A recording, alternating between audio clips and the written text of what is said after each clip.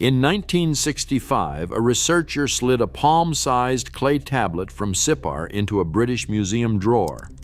Accession number BM 78941. Label: Babylonian flood narrative. Mythological text. Completely harmless. Except the section recording why the gods voted to destroy humanity is broken away. The verdict survived, the charge did not. And what Enki said after the flood was buried in the footnotes. If this was only mythology, why did both disappear? The tablet is real. BM 78941 sits in the British Museum collection today, recovered from a site in southern Iraq called Sippar, a city that was already ancient when most of the world was still learning to write. The tablet is small enough to hold in one hand. Its cuneiform impressions are dense on one side, lighter on the other. One corner is missing. Scholars date its composition to approximately the 17th century BCE, though the story it preserves is far older, transmitted through scribal schools, and treated as standard literary curriculum alongside mathematics and medical texts for over 1,000 years. When Lambert and Millard published their edition in 1965, scholars gained the most complete surviving version of one of Mesopotamia's most studied narratives.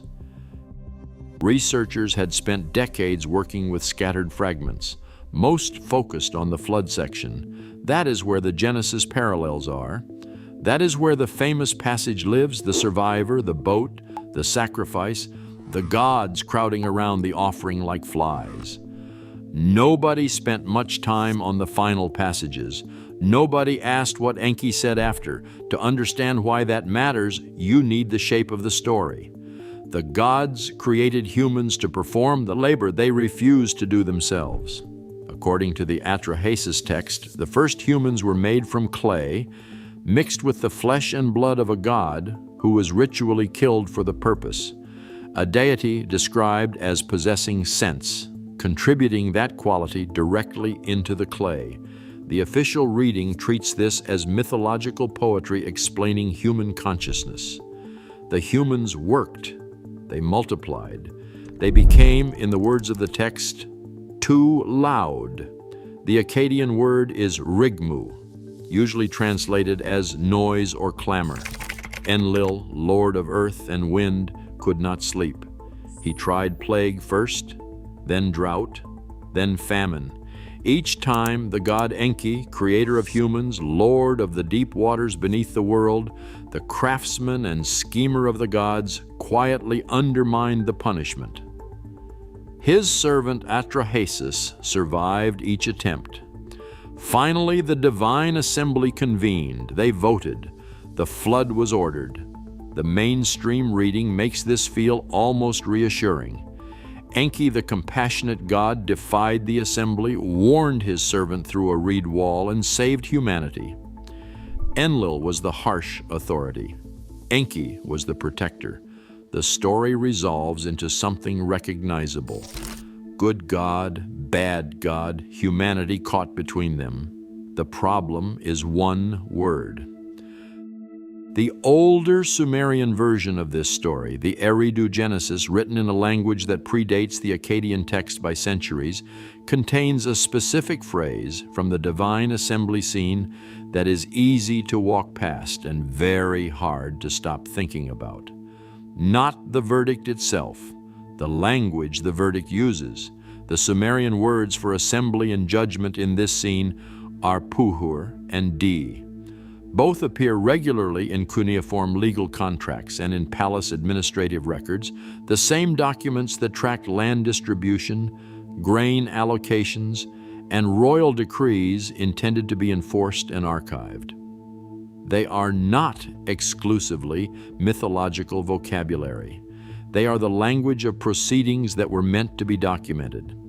The assembly scene reads identically to the formal record of an irreversible legal decision.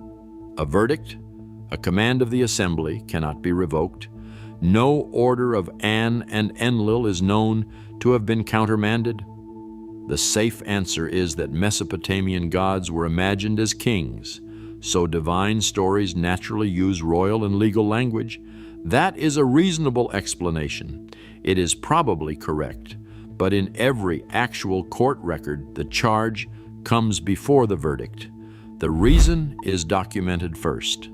The sentence follows. In this text, the charge is missing. The Eridu Genesis is the only surviving Sumerian version of the flood myth. Excavated from Nippur, its fragments are now divided between the University of Pennsylvania Museum in Philadelphia and the Istanbul Museum of the Ancient Orient. Only the lower third of the original tablet survived, but within the surviving portion, there is a specific gap. The lines immediately before it record the gods convening, the oath administered, the decree confirmed. The lines immediately after show Enki already speaking to the reed wall, already mid-warning. The reason for the verdict sits between those two legible passages, and it is broken away. Imagine finding a court file with the punishment clearly recorded, the conviction confirmed, and the single page explaining what the accused actually did simply absent. Not sealed, not redacted, just not there. That is the shape of this tablet. The sentence in triplicate, the crime gone. The Babylonian atrahasis offers noise as the explanation, but the atrahasis is a later text. The older Sumerian original, the one written closest to whatever this story originally came from, is precisely the version where the reason does not survive. That should feel like random damage. It does not. There is a second problem, and it lives in the section almost nobody quotes. After the flood, Enlil discovers that a human survived. He confronts Enki. The exchange is damaged, described by scholars as fragmentary, uncertain, and ambiguous. But what survives of Enki's reply is this: he did it in defiance of the assembly. He made sure life was preserved. That sounds like the protector, the compassionate God making his defense. Then the passage continues. Enki turns to the birth goddess Nintu and proposes a new arrangement. The surviving text includes the phrase, "establish death for all peoples." 3 mechanisms follow: women who cannot conceive, spirits sent to take infants at birth, entire classes of women consecrated to the gods and forbidden from bearing children, a permanent structured reduction in human reproductive capacity. The official reading calls this the mythological origin of infertility, miscarriage, and celibacy, a narrative answer to why suffering exists. That interpretation is entirely defensible, but the language Enki uses is drawn from the same register as the original flood verdict, the same formal weight, the same administrative structure. The God who saved you then decided what you would become afterward. The rescue and the redesign were the same act. And here is the detail that should not be as precise as it is. When Enki warned Atrahasis, he could not speak to him directly. He had taken an oath along with the rest of the divine assembly not to reveal the flood plan to any human. So he spoke to a reed wall instead. Atrahasis, standing nearby, simply overheard. The oath was technically honored. The warning was delivered. A legal fiction, carefully observed.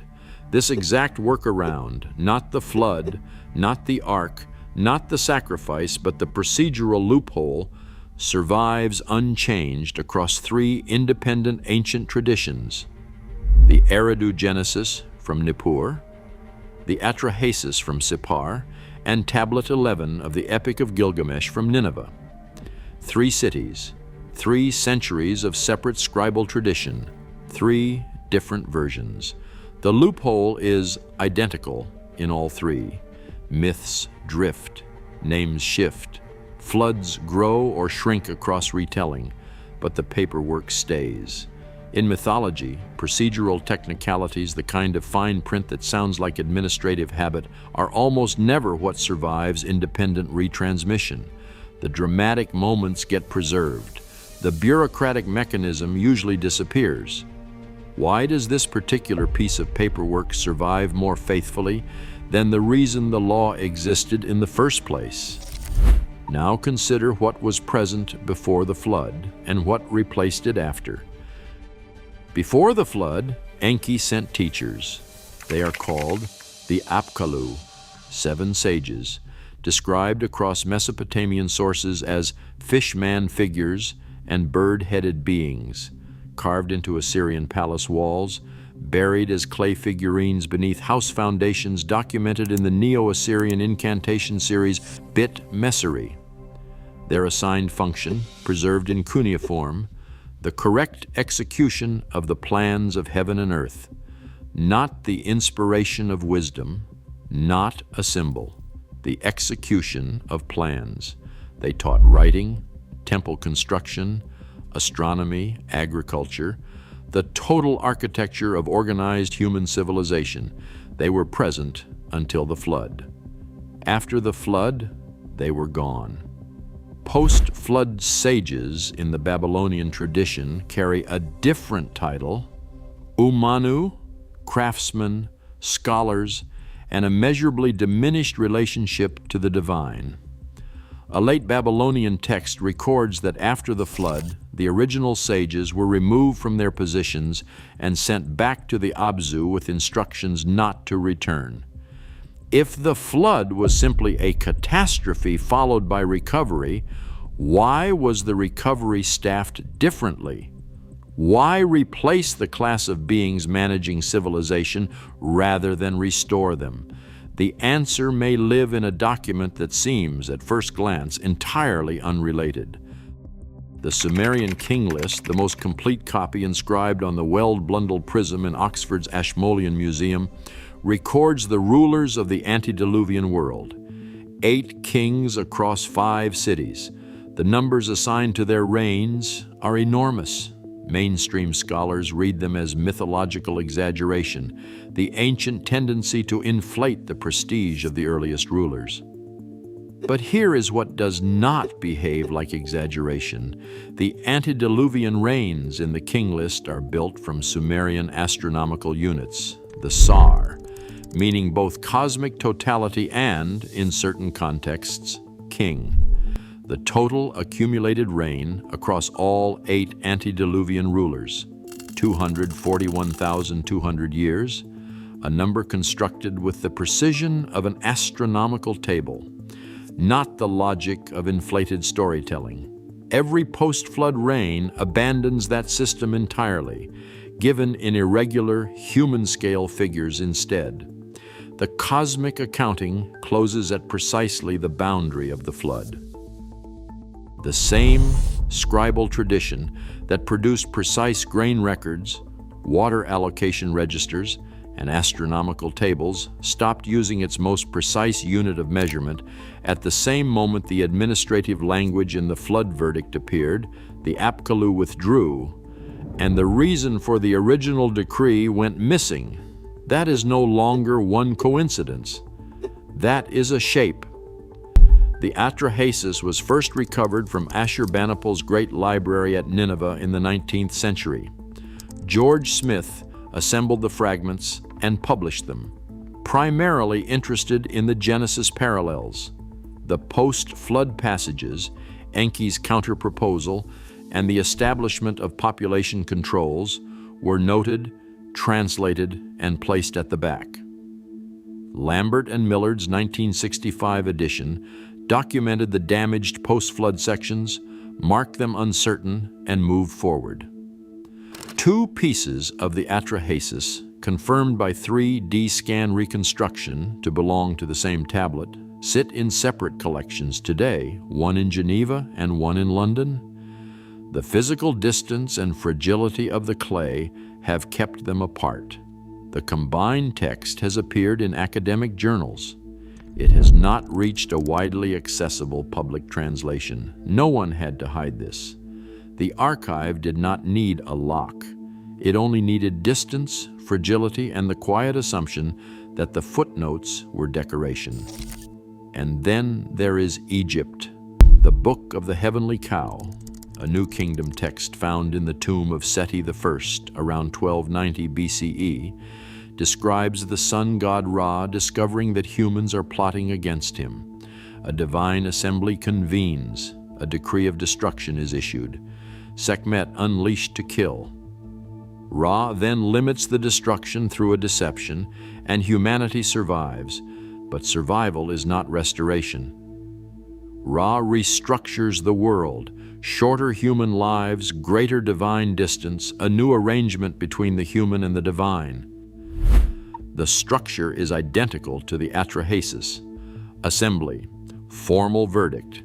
One figure reverses or limits the killing. Humanity survives, but is redesigned. The reason for the original decree is the least legible part of the text.